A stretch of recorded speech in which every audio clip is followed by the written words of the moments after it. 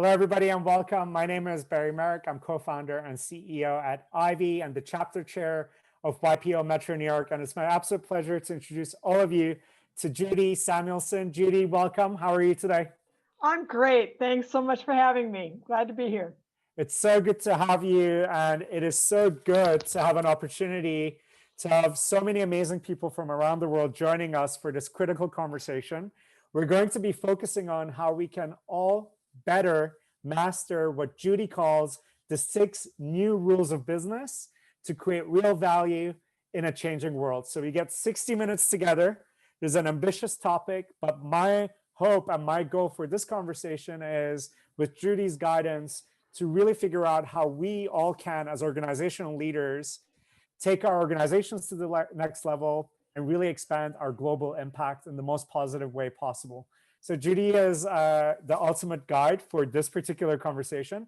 She, as many of you know, is the founder and executive director of Aspen Institute Business and Society Program, as well as being a VP at Aspen Institute itself. Her career spans working in the California State Legislature, banking in New York's Garment Center, and directing the Ford Foundation's exploration of impact investing.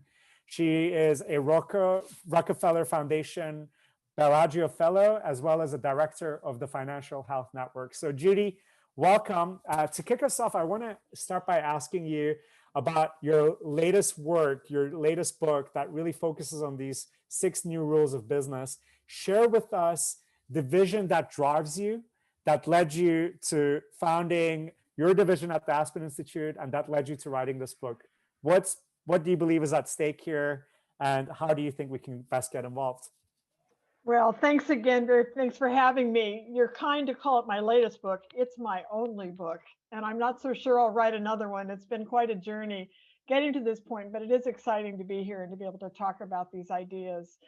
So, I think what really animates the book for me, and it comes out of 20 plus years of our work at the Aspen Institute around aligning business decision making with the long-term health of society. And I think the clear kind of place where I begin is a business is simply the most important institution of our age. In the book, I talk about it being like the church in the Middle Ages. It's an organizing principle for how we think. It masses remarkable talent and problem-solving skill, has a global reach and distribution system to tackle remarkable problems, and it has increasingly real agency through the kinds of people who want to work in business because they want to have a big impact. And so I believe that business is not good or bad. I don't think it's moral or immoral. I think business is a complex stew of kind of decision rules and incentive systems and questions of design. And I talk a lot about the purpose of the corporation, but it's not the only question. The question is whether we've designed our operations and our capacities to really align with our intentions. And so a lot of this book is about that and trying to reveal the ways in which we have to step up our game, and how the game is moving forward, and how do we, as leaders, how do we take advantage of this moment? Beautifully said. And the analogy to the church in the Middle Ages is a powerful one. If we take that analogy forward, a lot of our audience here, these are the the ministers, the people directing the organizing force of business that has the power to solve the most complicated problems. And it's also, based on what you're saying, it's quite malleable how business focuses its intentions. Inherently, it's not moral or immoral. It's an organizing principle. And the question is, how do we get best aligned with our intentions? I loved how you said that. Share with us, please, in your view, if businesses that are in this transformative stage that we're in the evolution of capitalism and business, if we get things right, if business manages to evolve based on societal needs in the best way possible, what does that ideal world look like, where the business really unlocks its potential for positive impact?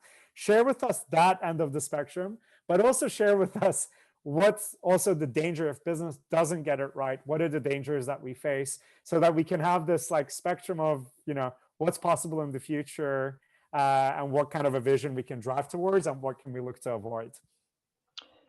I think it's fair to, we all have different things that we think about, or kind of systemic problems that we're most deeply concerned about. For me, it's climate change. That's the one that keeps me awake at night.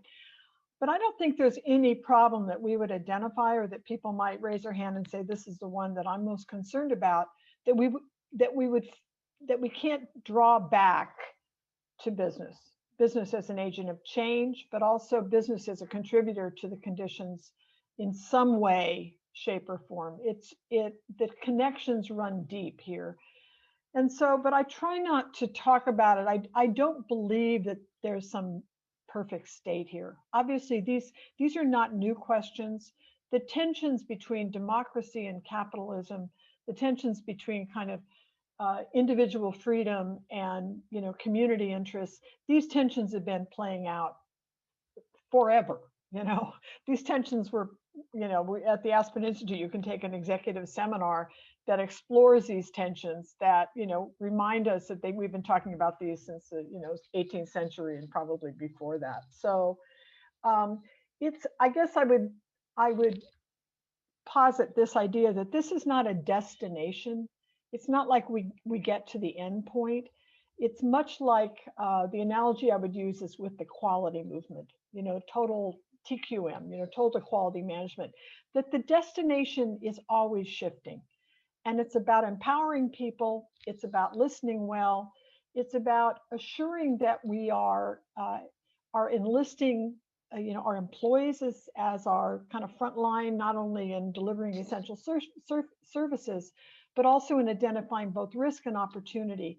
All of these things are constantly in transition. Sustainability is not an endpoint. It's a process. It's a way of thinking. And so that means we always have to be awake to these opportunities. And I believe business is simply a remarkable institution that we have to bring to the table in a fulsome way. All right, excellent. So we'll come back to the TQM approach and how we can be constantly improving based on what you found to be most critical to be aligned with our intentions. Before we dive into the 6 rules, I do want to ask you, what are the biggest myths and mistakes that people make when it comes to the role of business and the potential of business? And I'd love for you to approach this from both perspectives. So let's say on the one hand, you have the super successful business leaders, right? That often run, successful seeming organizations and everything. What are the kind of recurring shortcomings you find in, like, a recurring theme of, like, certain business leaders just have a blind spot for certain areas? So what are those blind spots? And then also from a societal perspective, society's perception of business, what do you think are some of the myths or misperceptions? I'd love for us to get your thoughts on both of those before we dive into the 6 new rules that you've devised for us to kind of create a better paradigm together. So the one that rises to the top a lot today, and it's one that we really have to get right, is the failure to think about employees as our allies. Employees today really are the accountability mechanism for business. It's not investors. Investors are all over the map in terms of what they're keeping an eye on. We had Larry Fink, the CEO of BlackRock, issued his annual letter to CEOs today, and he speaks powerfully about capital allocation. And it's an important read, and I recommend it to everybody today. But employees they have the ability to sit both outside and inside the firm in a powerful way. And we're seeing the consequences when we ignore employees or don't enlist our employees as our real allies. We've seen in the last couple of weeks, new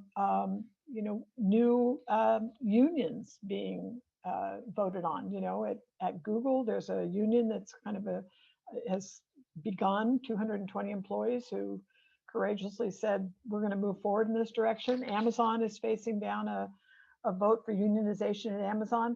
This is a failure to recognize the role that employees have and the power that they have. And, I caution people to ignore it at your peril, but enlist it, as many remarkable CEOs have over decades. I talk about Herb Keller at Southwest Airlines, who was a guy who understood this implicitly.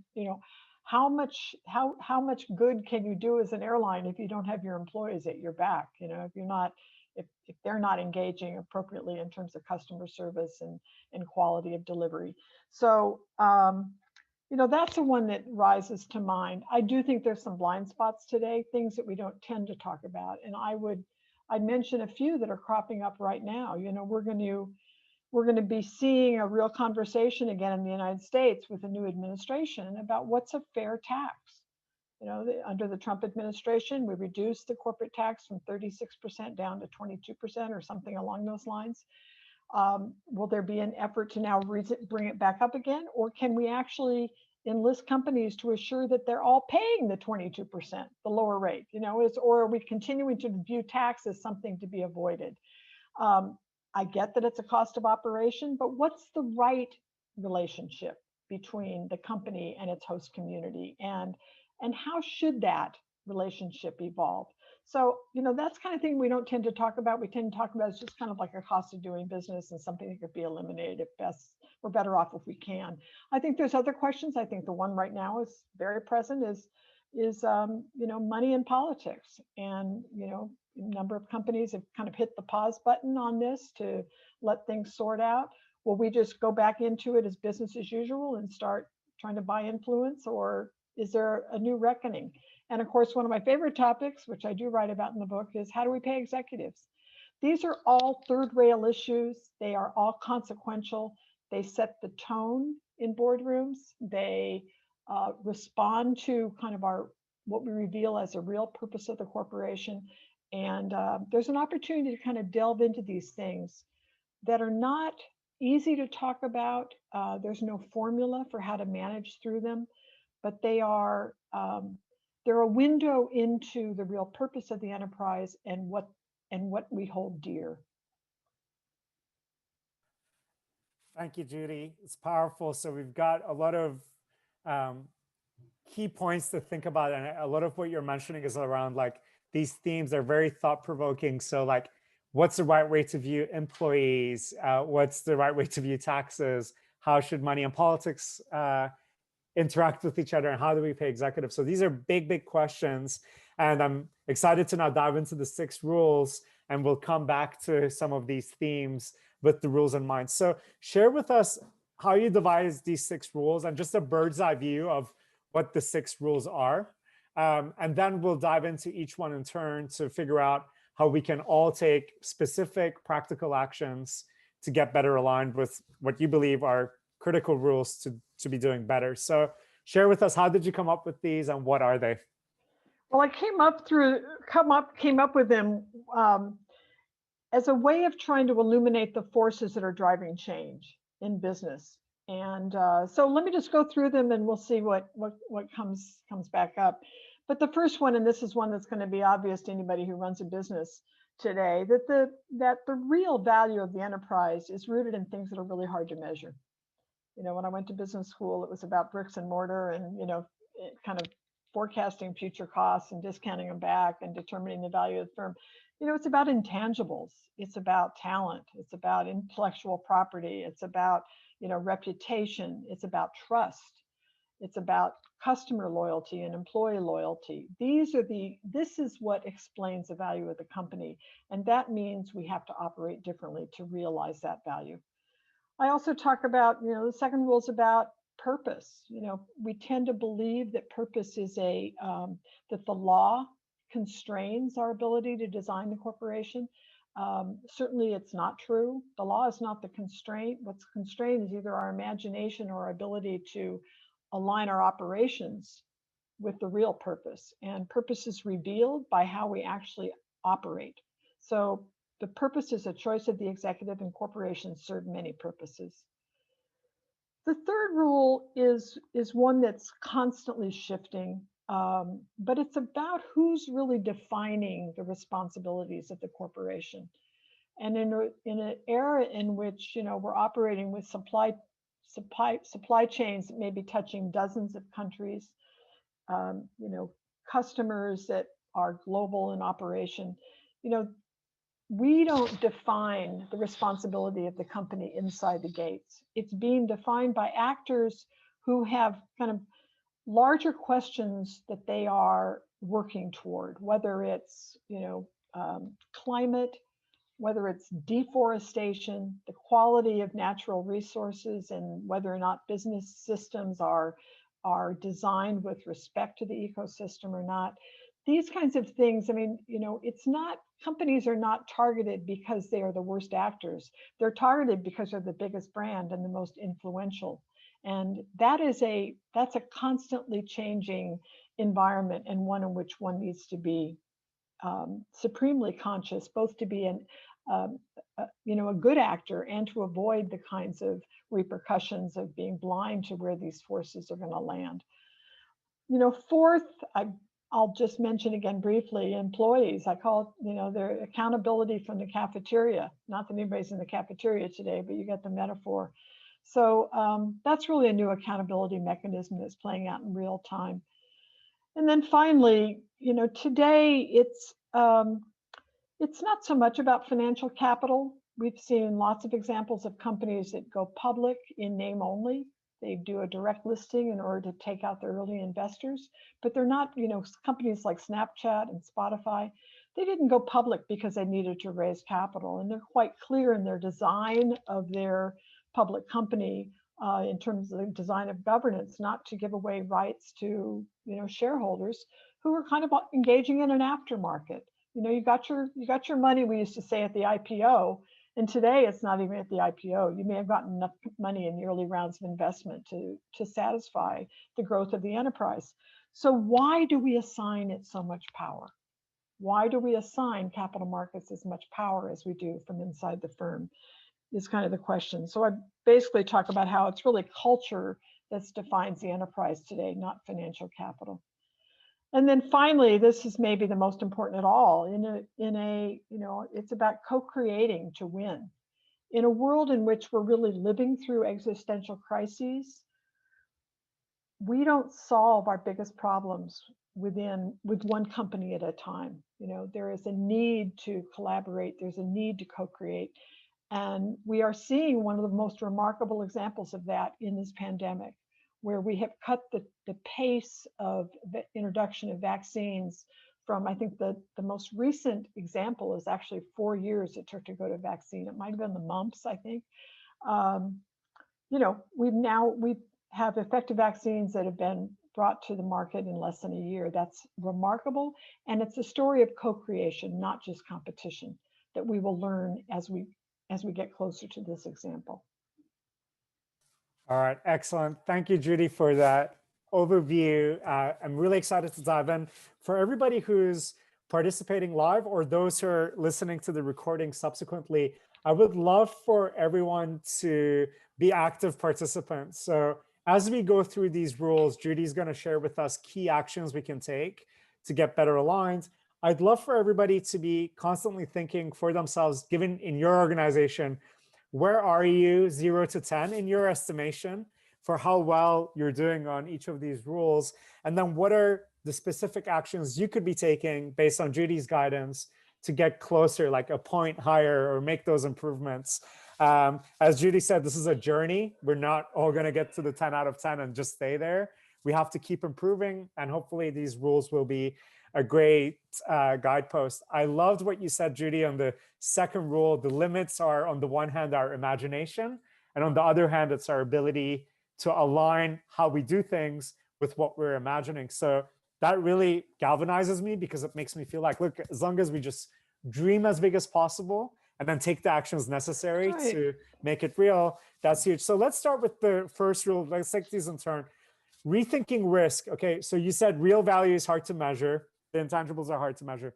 Share with us, with that constraint in mind, what are the most effective things businesses can do to really prioritize and keep track of those intangibles and create, alignment that enables them to really maximize this long-term value creation based on these intangibles? I keep reaching over, because I keep a quote on my wall from a guy named Jerry Mueller, who wrote a book called The Tyranny of Metrics. A lot of metrics today are really designed to make it easier for investors to make simple comparisons between companies. Simple and probably not that useful. Maybe useful for an investor who's trying to, create some kind of a socially responsible fund. But Jerry Mueller writes, metrics lose their meaning when used to reward or punish performance rather than to diagnose and analyze. I think, part of what needs to be true is in the design and the measurement and the kind of questions around value creation, that there is this notion of continuous improvement, and that you're actually reaching in to understand how to continually improve and up your own game. And that's going to be something that's very specific to your enterprise, and it's not something that may be useful outside of your own company. And I think it's a good test of commitment to be saying, what piece of this puzzle do we really need to understand best? We as an enterprise, and this starts to morph a bit into the second piece, what are we, the second rule, which is, what is our purpose? What do we really aim to do? And then what becomes absolutely critical for us to understand to be successful, and where are our blind spots in doing so? I think, if I might, I think it's somehow, it might be useful to be thinking about also when you're within an industry or within a network, kind of what is the highest point of leverage that exists in the system that I actually am influential in or that I can control? So what is it that our company is uniquely positioned to do? Where do we sit in the supply chain, and how would we use that leverage? Or what is unique to our enterprise that really could provide some comparative advantage in figuring out how we can influence not only up our own game and think about our own operations, but where we might be influential in a larger system, whether it's a peer network or whether it's an industry association, or where we might play a more critical role in moving the system forward. So I know that's a complicated idea, but I think sometimes the agency is, our agency is greater than just our own individual company. And there may be a role that also could be revealed if we're thoughtful about that. Excellent. So just to really zero in on this, what the prompt that you're challenging us with, and that we could potentially take back to our teams, is that answer of like, what's the systemic change? What's the systemic improvement in the industry or the world at large that we can help? So beyond our own business goals, what's like a higher goal? How do we align with that?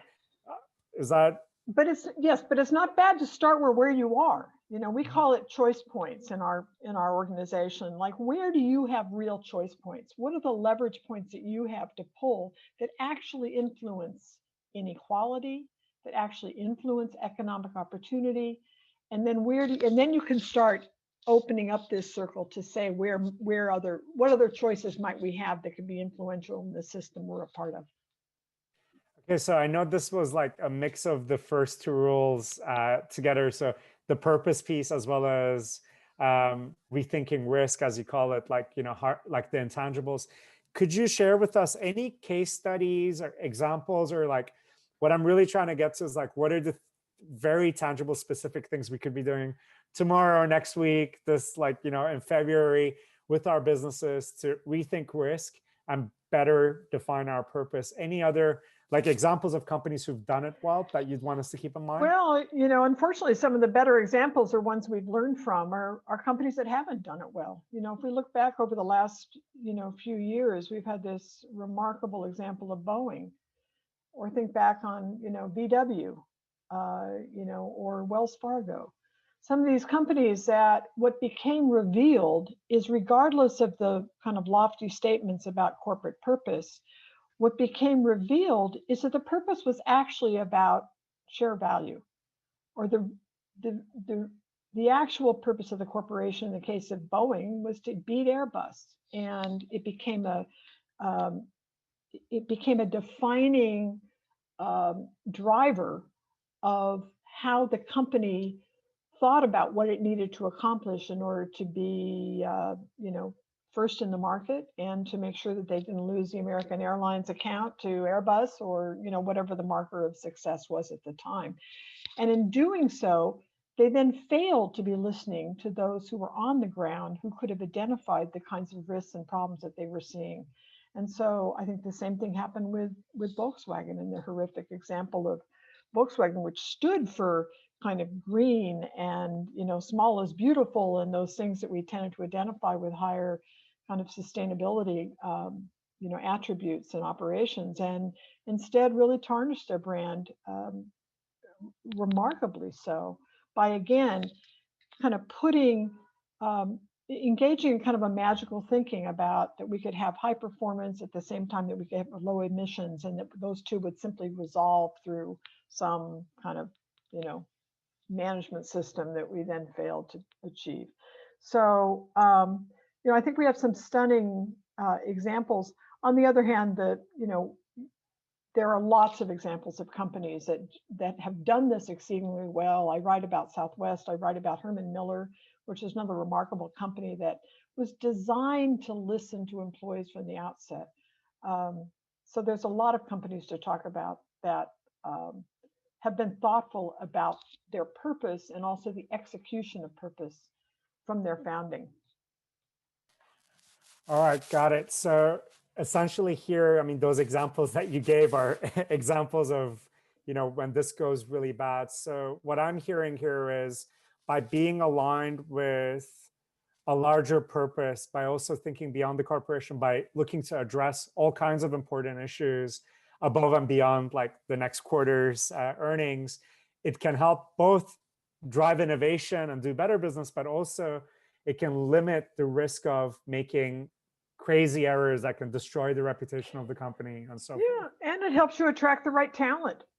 People are showing up to work today. They want to be able to, they want to resolve both their outside and their inside game here. They want to understand that what they're doing is of use. They want to be able to identify with what the company is about. They want to, people say, bring their best selves to work. And, companies are increasingly using kind of employee engagement scores to be a signaling device when things are going off the rails. And, that's one thing that companies do. But I think, there's a changing relationship here between employees and executives, and employees are looking to their executive to almost mirror the wider concerns that they have, and to make sure that that we're kind of open to the role that the corporation has in addressing some of these bigger concerns. So, that's very much present as well. Excellent. So what would you say is like a powerful, systemic, tangible way in which a company can go about this alignment process? So is there, because obviously on the one hand, it seems like super complex, because like there's so much a company could be doing. There's so many things that they're involved in. On the other hand, like you said, it's important to just start with where you are and start making those improvements. So if you were guiding a company who was like, love these 6 rules, we want to go all in and do what we can, what's the actual step-by-step guide for those who have the best intentions? What have you found to be a powerful mechanism of alignment that companies can undertake? Well, let me use the example of pay. Third rail issue. CEOs don't like to talk about executive compensation, and yet it's a design question. And we write about, or I write about in the book, but also the work that we've been doing as an organization around a set of principles for design of executive compensation that step back and essentially say, what are we trying to do in the design of compensation from the vantage point of a board or executive? People aren't going to change the executive's pay on them without the executive being at the table. These systems are too closely connected. What are we really trying to accomplish? The design in public companies today, the share price is at the center of the measure of compensation. So total shareholder return is the typical metric that's used, and companies are under pressure to assure that the CEO is that at least, something like 60 or 70 or 80% of their compensation is actually weighted toward some measure of the stock price, or that they're carrying that as a primary part of their incentive pool. That's designed for shareholder primacy, and a lot of companies have stepped up in the last, in the United States, in this remarkable position paper that the Business Roundtable landed around the purpose of the corporation, spoke powerfully to the fact that, investors continue to be important, but there are other things we need to manage too that are equally or more important. And so one of the strategic questions here ends up being, if you're using compensation to reward the executive, are we rewarding the executive as if the executive's the only one who matters in this broader system? And if you're willing to step back from that, you might start asking questions like, what's the right relationship between the CEO's pay and the CEO's direct reports? Like, what should that relationship look like? What's the right relationship between the whole senior management team and the rest of the enterprise? Have we thought about how this might play out all the way from the top to the bottom? And then principal design question for public companies in particular, how much goes to the shareholders? In the last, decade and more, 90% of profits has been returned to shareholders, retaining only 10% for investing in the workforce. Only 10% for investing in the future of the enterprise. So that's not a complicated idea. That's a very straightforward design idea. We don't tend to talk about it because it's a bit uncomfortable, and the kinds of comparisons that need to be made here may feel uncomfortable, but it's a critical question when it comes to business strategy. All right. That's definitely very thought-provoking. How do we design compensation systems? What does it incentivize? And what does it say about our values? You mentioned a couple of times already about like this, a refined or a more powerful way of looking at employees as allies. Could you share with us specific practices to enable a corporate leadership team to just really reframe that relationship? And who has been doing a really great job at this, of having employees as allies, on any specific action items we can take to leverage this both for the benefit of the employees and the corporation and the impact that it has? So we're actually starting to look and try to gather those examples. I won't hold up one today because I feel like I'm not well enough informed to show, what's the best practice. But I think it lands both in the domain of governance and in operations.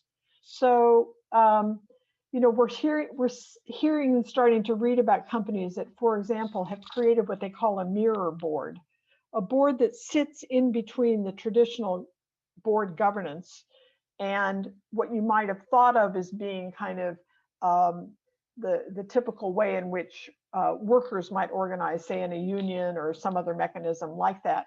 And is there a way to construct something that will help the executive listen better?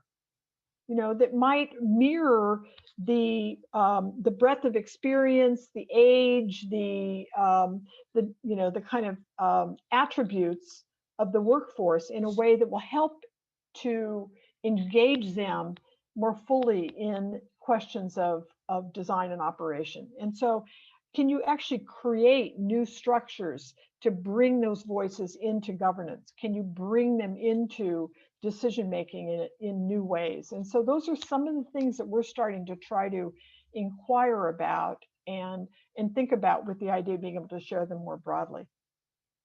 Have you seen a mirror board established? I want to say it's Best Buy, and that's why I was reluctant to say it, because I don't know if I have the right company. But there's one that's been held up recently as using this mechanism, and I promise you I'll research it and I'll get back to you and let you know what it is so you can share it with your audience. All right, excellent. Thank you. I've got one more question, then we're going to dive into the audience Q&A. So those participating live, if you have any questions, feel free to type them in the Q&A box over the next couple minutes, and Judy and I will do our best to get through all of them. Judy, so you talked about this, co-create to win. And also you talked about, culture over capital. So could you just give us and I find these are a little bit correlated. Share with us, kind of action items on both of those. Like what can be most critical for us, like in a world where, in your view, culture can actually trump, capital being the guiding force, and also this co-creating mindset as opposed to a competition mindset. Share with us what your thoughts are on those two, and then we'll dive into the audience Q&A. Well, I can't talk about culture without talking about Herman Miller. Herman Miller is a remarkable company that from its outset put design at the center of thinking. And what that enabled the founder to do was to work with great minds, people that were defining design and, in throughout really the 20th century, but in, particularly during the kind of mid-century period where design became an important element of society.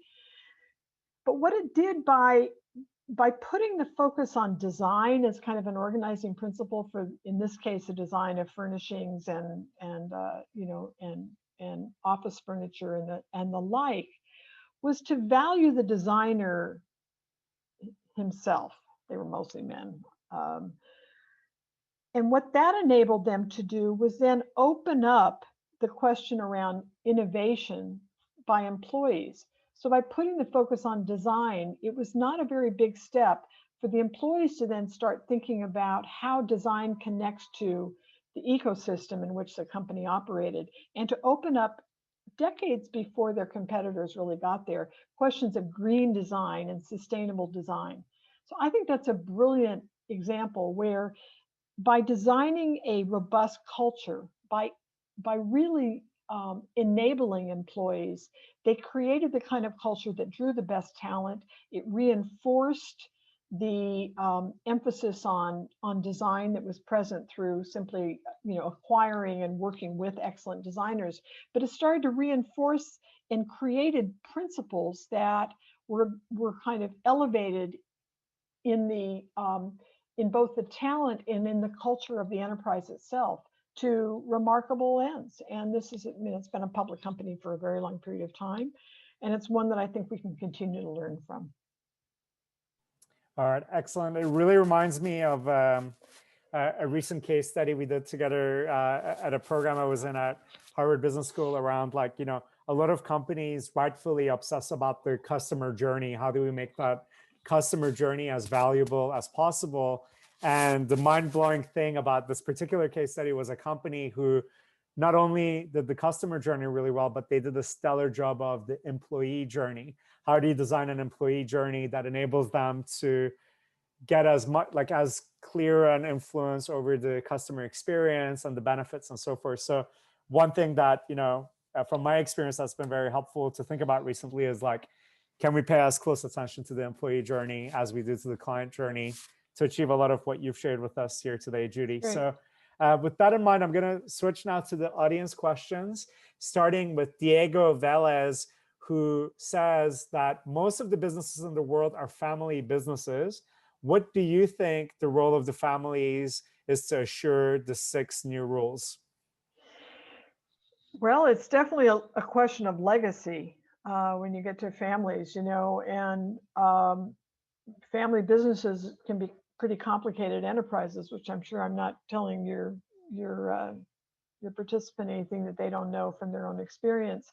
But I think to me, it goes to the question of kind of generational expectations, and are there specific questions about building an enterprise that that is a family enterprise that actually offers greater freedom to prioritize some of these questions of sustainability and purpose. Because one of the if you're working in a private market, if you don't actually have to depend on the public markets, it should be freeing up the enterprise to think more creatively in that domain. Thank you for that, Judy, and thank you to Diego for that great question. Next one is from Levant Ackerman. He asks, could social impact KPIs be adopted by Big 4 accounting firms to change how the compensation for CEOs are measured. For instance, carbon reduction targets, employee happiness index, or impact investing principles that are gradually taking place? Well, I think we're starting to see that to happen. I mean, one of the examples that is, or the domain that I think is happening, where that change is happening most quickly, well, there are two probably, but one is definitely around diversity, where you're starting to see the design of metrics for the chief executive and the senior officers that have very explicit goals when it comes to having a more diverse and equitable workforce. And so there's probably a lot of examples you can probably turn to right now to where that is the case. The other one is on climate. Larry Fink, again, in his letter today, wrote about this. And I think we'll see more companies where that's embedded in the design of compensation as well. We know we've already seen it happen at places like Shell, which fossil fuel company. They've got a lot of work to do, but they're starting with very clear goals, and they're building it into the compensation system to make sure that they're taken seriously. All right, thank you so much for that, Judy and Levant, for the question. Next one from Michael Torres, profound question here. Judy, can you address shared risk that goes with the shared reward of ownership? I feel that workforces and outside stakeholders want the upside, but neglect the downside. I welcome your thoughts. So, sorry, say that last part again. Yeah, so can you address the shared risk that goes with shared reward of ownership? I feel that workforces and outside stakeholders want the upside, but neglect the downside. That's interesting. That's also not to spend too much time on pay, but that question comes up in the design of pay too, where oftentimes the upside is emphasized, but the downs, it's not mirrored on the downside. But ownership is Marjorie Kelly writes about this. I commend you to anything she's ever written, but she writes a lot about ownership as the original systems condition. Ownership is kind of it's almost, it's the organizing principle, right? It is immediate. It is, and the design of companies that take that seriously open you up to, again, the question of making sure that employees are at the table in a fulsome way, and that they're your allies, not kind of just a cost of doing business. And there are, obvious design questions around assuring that employees have ownership of the firm, and lots of wonderful examples of employee-owned companies that move further, farther, faster. So that's kind of like it's an interesting question of how you could do something different within a larger system through the questions of ownership and who actually owns the stock or who owns the enterprise. All right, thank you so much. John DeWiss is asking again for the quote that you had on your post-it. If you could share that with us again and the author, that would be super helpful. Yes, and I put it down here somewhere. Jerry Muller, Muller. Metrics lose their meaning when used to reward or punish performance rather than to diagnose and analyze. In other words, it puts a company at the center of metrics. The company that's where the real power resides. It's not so much investors. It's in the design of the company. It's in what it holds up as being most important to the long-term success. Once you've established a purpose, how do you get there? And then how do you design metrics and measurement in a way that helps you continue to analyze and learn and diagnose what's wrong and improve on it, as opposed to set metrics up as a way to make simple comparisons and to punish or reward. So I think it's a profound idea. Excellent. For all the business leaders here who want to get more involved, both at a global level, but also to really commit to this kind of change organizationally, what are the key resources you would recommend them to look at? So any books to read, any organizations to join, any frameworks that they could start implementing? I think what you said before, it's this mix of the imagination and then the alignment. Mm-hmm. So what will push us to grow our imagination with what's possible with our organization, and what will help us get best aligned so that, we can improve our organizational design to, achieve the bigger goals and the bigger impacts we could have? Sometimes I think that it starts with finding your own kind of peers. I think I'd answer this in a couple of different ways. Find the peer group that's going to help you continue to lead. And who do you want at your breakfast table? Who do you want to start the day with? Who do you want to, in the sense when we used to go to coffee shops to start the day as opposed to just have breakfast at home? Like how do you develop kind of a, find your ability to circle yourself with people that are both going to continue to challenge you to look at things from the perspective of somebody who is not usually at the table, to help open us up to other people's ideas. So that's kind of investing in an ecosystem that will work for you as a leader. The other thing is, it encourages you to look for change agents inside your own enterprise. We have a wonderful program called the First Movers Fellowship. We're always looking for excellent nominees for this program. It's a program that's designed to support change agents inside companies, large companies, smaller companies. And what we do is build kind of an ecosystem of a peer learning group that continue to learn from one another, but also to up their skills to drive change within private sector enterprises. So we teach things around attracting and building good relationships with mentors. We teach problem framing, how to reframe a problem to make sure that it's more fully aligned with how the company experiences the world and how it measures success.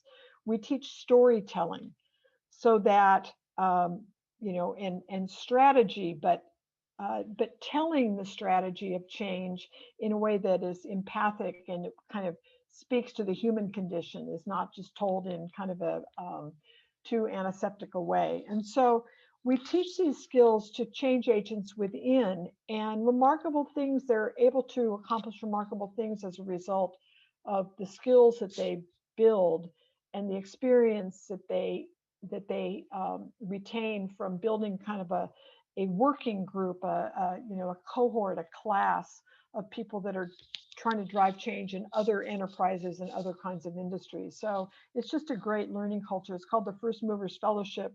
And we're always looking for people from inside companies who then can help kind of the company move forward in important ways.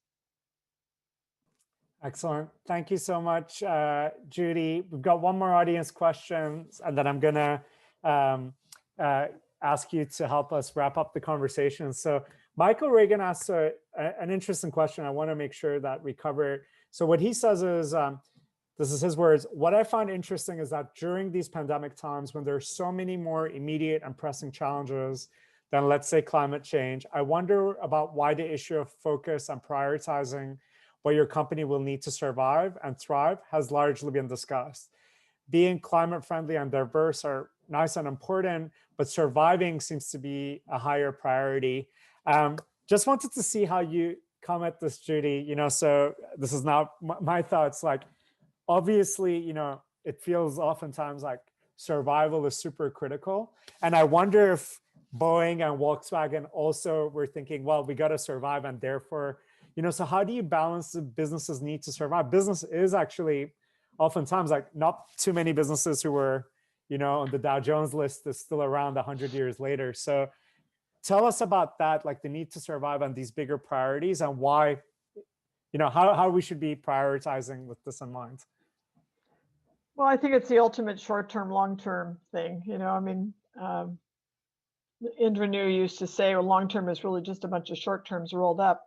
And that's true to some extent, but if we're staying in survival mode, we're going to miss the bigger risk. And I think that's a present risk today, but we're also seeing extraordinary opportunity as a result of the kind of crisis that we've been living through in our political system, in our kind of the, in the the systems that are supporting or failing to support workers, um, and are putting communities at risk in important ways. And so, I sit here in the comfort of a second bedroom that I can operate in.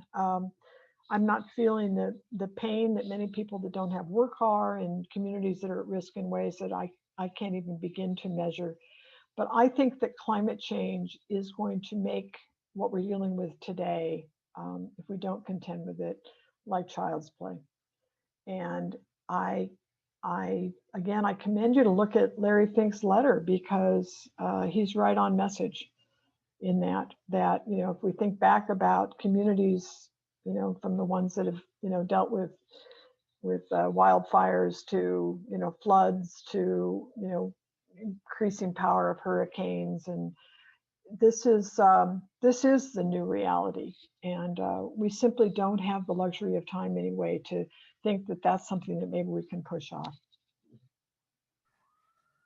Thank you so much, Judy. And just for what it's worth in my small experience too, like as an earlier stage organization, obviously you always want to make sure that the most important things are done. But I have found that whenever we've dreamed bigger and looked to tackle much larger issues, it's actually also helped our impact and our bottom line at the same time. So, and what you said also, employees these days, they want to work on things that have a bigger purpose, that are aligned with where the world is going. So it can also be highly beneficial to survival as well, to have this longer term view. So thank you for all of this. Thank you to everybody who asked great questions. Judy, last question for you. How can we best support you and your endeavors as a community on our side? How can we best engage with your work? And if you have a final word of wisdom for us, we'd love to hear that as well.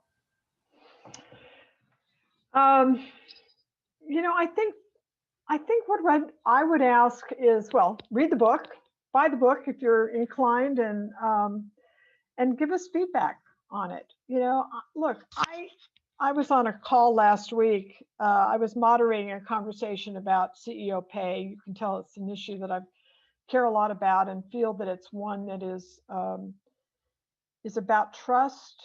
It's about equity. It's about fairness. It's something that's totally within the control of the executive and the board.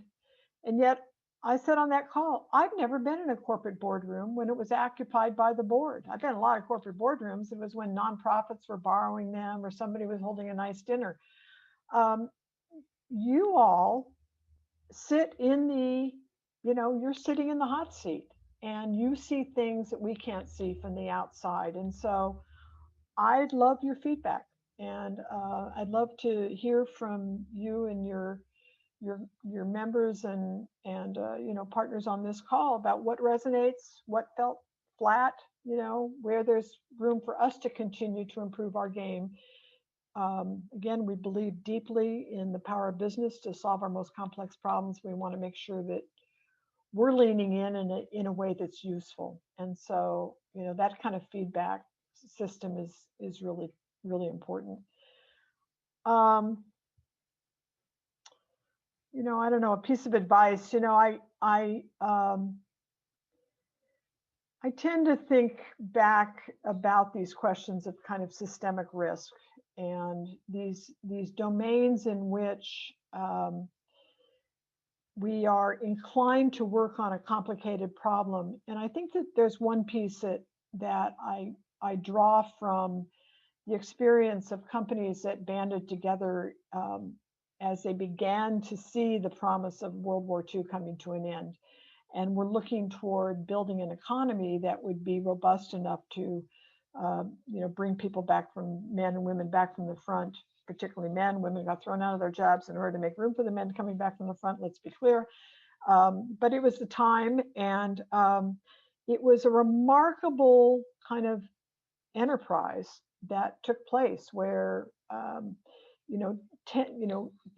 millions of jobs were created, and they were created through the commitment in local communities. And so I believe there's a couple things that need to be true. And one is that most of the action happens in communities where you actually can sit across the table from somebody else and build together.